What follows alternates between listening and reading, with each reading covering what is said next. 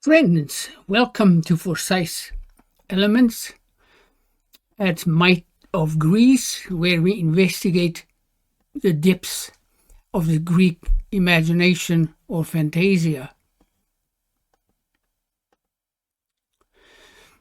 On music, the form of the soul and matter, we are talking about Plotinus, Pythagoras, and the postmodern imagination of the world. This unveiling of the wholeness of intelligible matter of Plotinus, immaterial intelligible matter, which gripped my mind for its significant differences compared to our prevailing understanding of matter, is interconnected with the worldview of Pythagoras and Homer, and is connected with the harmonics of the World Soul and imaginative formation. This enigmatic view is hidden underneath the smokescreens of the beautiful, sensible Quadrivium of Pythagoras. In particular, our presentation at Might of Greece and our elements weighs in on the lost world perspectives of Plotinus, his earliest teachers, and our modern perplexion with anomalous phenomena and all kinds of inexplicable things, which arises on account of the failure of our notions of reality. This is getting to be a deeper consensus as time goes on.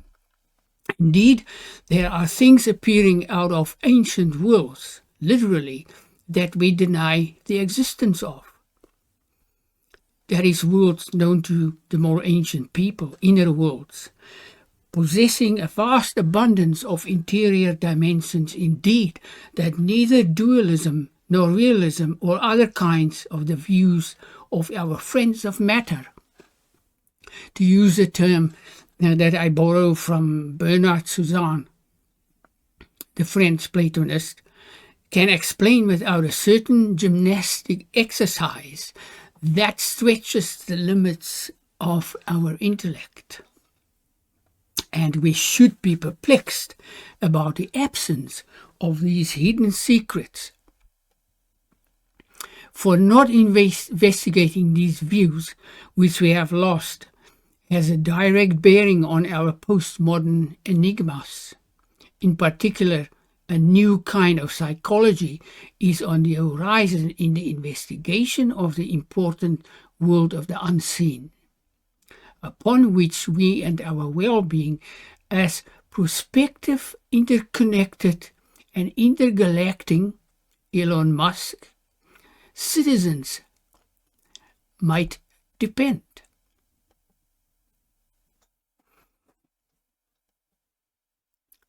The Quadrivium of Pythagoras permeates the works of Parmenides and Plato, as demonstrated by Bernard Suzanne.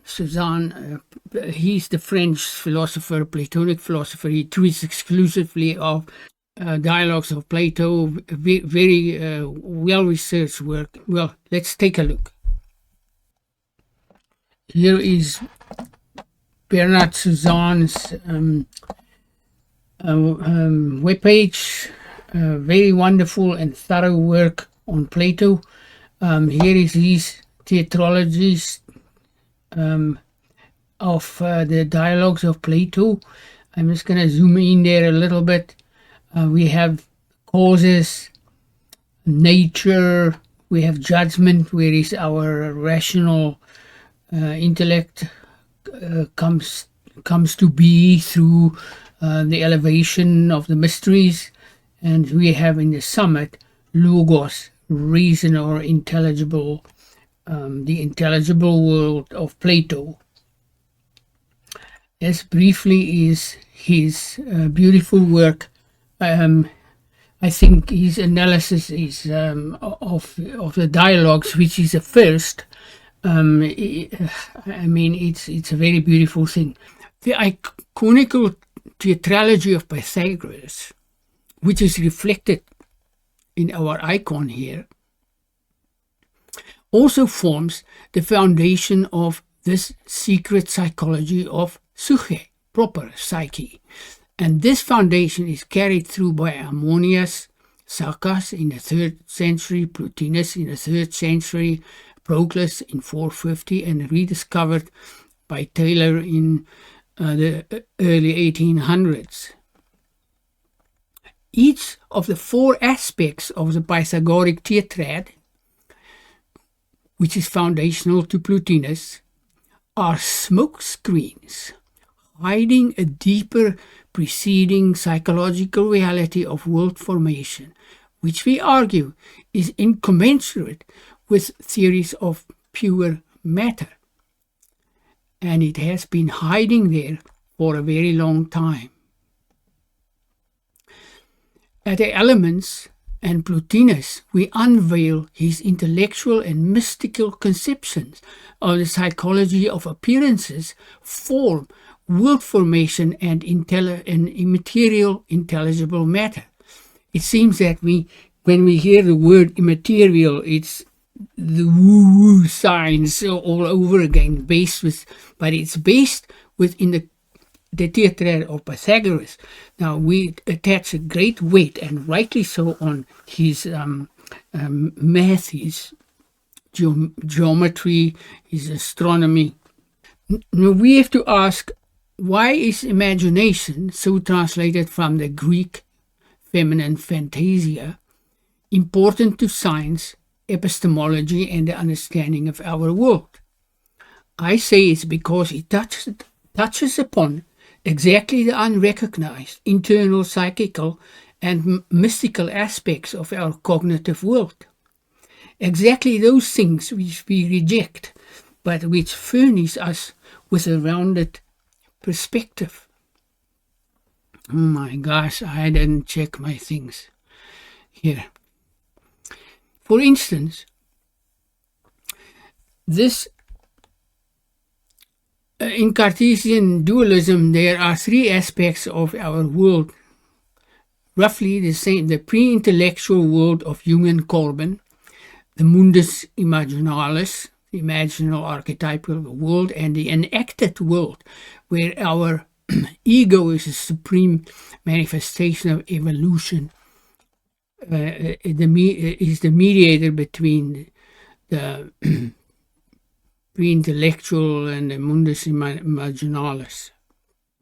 Here is Max Wellman's on reflexive monism and the ground of being. You could say, look, whatever the universe is really like, it must be something which both allows, supports, and produces what I'm like. And I'm this kind of combination of physical embodiment and conscious experience.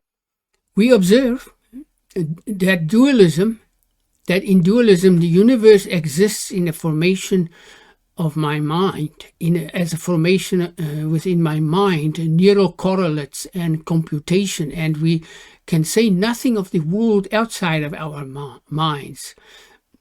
Descartes, res cogitans, and res existentia, yet it forms us, yet the universe forms us, according to reflexive monism. Our marvelous lineage of philosophers in this long tradition, with such names as Saint Aquinas, Immanuel Kant, Swedenborg, Spinoza, take from these very works of Plotinus, of which we will treat today, and Proclus, and which we've been discussing all along in our works, but say nothing of their deeper connections. The importance of our video investigation of the deep psychology of the true Greek or Hellenic fantasia, which, as you have noticed, we have not heard of in its fullest unfoldment today. That the imagination of the Greeks, we say, dormant until today, as far as I can tell, is interconnected with the Quadrivium of Pythagoras, is an enigmatic revelation as deep as the mind who in ancient times conceived of the fourfold planes of world formations. Now, how are these perspectives relevant today?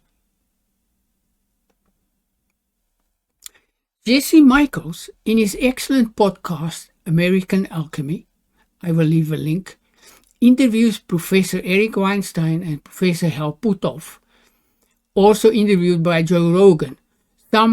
These are some of my very favorite physicists. Puthoff cites an article by Valley and Davis on incommensurability, orthodoxy, and the physics of high strangeness, an interesting title, where they posit a 6-layer model for anomalous phenomena. Let's take a quick look. But then some of the consequences of the nuts and bolts things are changes in what we call ordinary reality, which people who are the effect of might claim that that's some kind of paranormal thing, because that's the only word they can come up with to describe it. So there are paranormal things, and then it's sort of a gradation from there into things that are purely non-physical, but supposedly, quote, possibly psychokinesis. I have to admit, I have such a strong visceral negative reaction. It's very interesting. Information such as that which we receive through spectroscopy in, say, astronomy, we argue is bounded by the lens of our knowledge, our intellect, and our sense activity. On this account, computational detection models, or whose analysis we may regard as a symbolic outcome of our expectations, which we program in, framed algorithmically, is tied to our world perspective, which exactly is the box we need to step out of. Hence, our conclusions are most likely based upon our perspectives formed on the basis of these propositional and perspectival, John Verwecke, information inputs, and analysis whose models certainly contain the bias of the fingers on the keyboard, or as well as it appears, the non-finger on the non-keyboard. A kind of ghost writing, our little friend over here, infinitely self-optimizing, unregulated, deep learning algorithms whose self-programmable independence from human controls and ethics seem to outstrip our intellect and exonerate us from a personal or cultural responsibility completely. It also fragments and disconnects humans from each other. Hence, it seems as we, while we embrace these mighty technologies, are bound by a certain band of interpretation, passion, and modeled results. For instance, take this mystical icon created by Grok 3, the masculine and feminine figures, Zeus and Rhea, who depicts one of the aspects of the Quadrivium of Pythagoras. What kind of emotions does this evoke in you, in the context of our scientific discussion we are introducing here? Rejection, bullshit, beauty, mystical, the man is a crazy cook, a heretic, why is he going against? And many other names, no doubt, could be I could be called. This, friends, is exactly the problem of incommensurability and high strangeness, anomalous phenomena and realism or materialism. We reject the things we find incommensurate with our views, which effectively states that passion, our passions, our tribal protection viewpoints is rejecting and preventing the investigation of higher ideas. We also see Rupert Sheldrake in his conversation The Front Line of Parapsychology with Vernon, who says this on the same issue, having been like Bohm blackballed, cancelled, belittled and rejected by big academics. And what it makes clear is, of course, that the existence of these phenomena, which most people take for granted because they experience them, does provide a huge challenge for the materialist worldview. Indeed, there are irreducible psychical activities, powers and motions operating throughout the wholeness of the cosmos.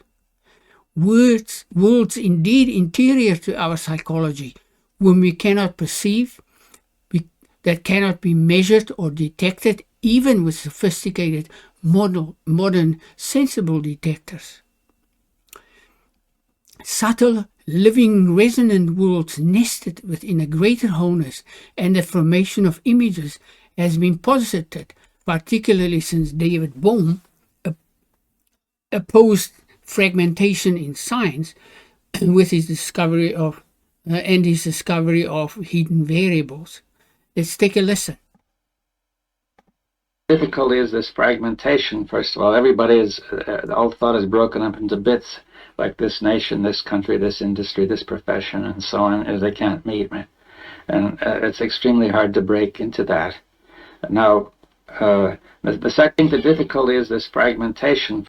We just note here that we must point out that this unified psychological wholeness of material intelligible matter of Plotinus, Pythagoras and Proclus, which embraces and indeed unfolds their psychological, psychical and mystical summits, was available but absent from consideration and inquiry to Bohm.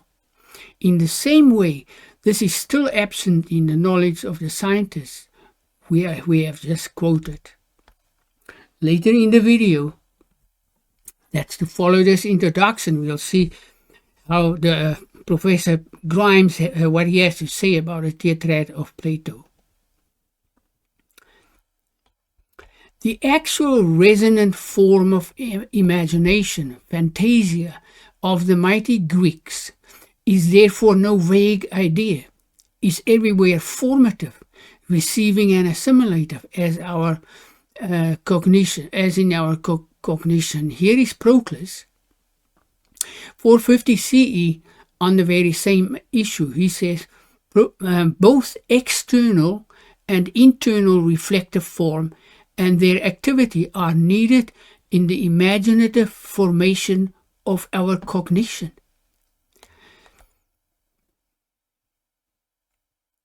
We don't think of ourselves and our knowledge as subtle psychical resonances. We are solid beings, and we have biology, we have things we can tear apart, little atoms and all kinds of things. We can look into our bodies with microscopes and even into our cells and all kinds. There's all kinds of things which Bohm opposes. So, resonance is participating within and governed by a higher order preceding incomparable divine intelligence that exceeds ours by far. Yet more than 2,500 years ago, this was a way of life. Indeed, this world perspective and its internal psychology has for all practical purposes been dormant since Pythagoras in 600 BC, buried under his smokescreens, which was the habit at the time of, because they didn't want, as the expression is, the vulgar multitude to have access to this to the mysteries of the world. And we know now that in Harmonics Saka's academy in Athens, that one organ broke the silence, and this prompted Plotinus to do his unveil his own work. I digress. The trouble,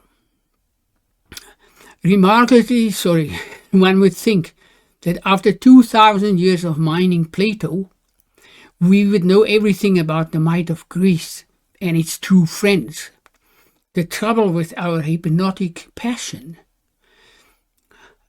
our sensible cognition and rejection in the highlight of this introduction is relevant to this discussion of the higher order forming psychical phenomena, immaterial intelligible matter of Plotinus.